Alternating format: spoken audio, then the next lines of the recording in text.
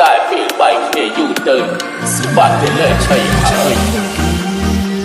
ជីវាគ្មានអូននៅក្បែ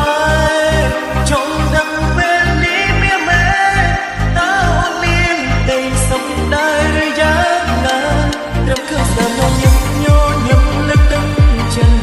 ក៏អស់សិនឲ្យបងសូមទៀមទៀតពេលដងបានគូធីអត់ទឹកណែបងស្បែកមិនសូវស្រួលសុំពេលប្រំការពិតនៅក្នុងចិត្តបងថាមិនអាចខ្វល់នោះឡង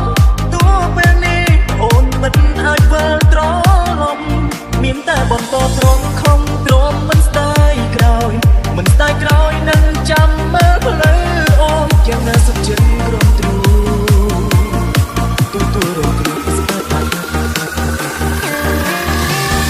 សាច់រឿងខ្ញុំបានចប់ហើយអ្នកខ្លះអាចនឹងគិតថា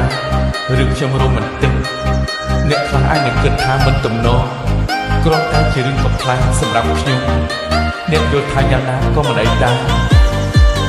អ្វីដែលសំខាន់នោះគឺជាតិនេះខ្ញុំបានជួបគ្នាទស្សនៈនេះមិនអាចបន្ត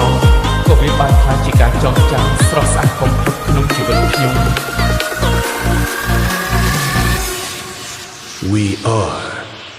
Family TSRC Team គាត់ខាងចិត្តកុំគិតកុំនឹកឃើញបិទណាត់លើចូលភាពសោកាទូពេលនេះអូននៅទីណា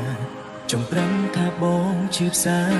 អូនមិនដឹងទង្វើដែលបងធ្វើគ្រប់យ៉ាង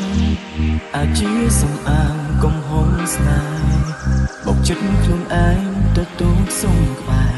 បានត្រឹមសោកាយំឥតប្រយោជន៍តាមទេបេះដូងសម្រាប់បងឬនោះល្អ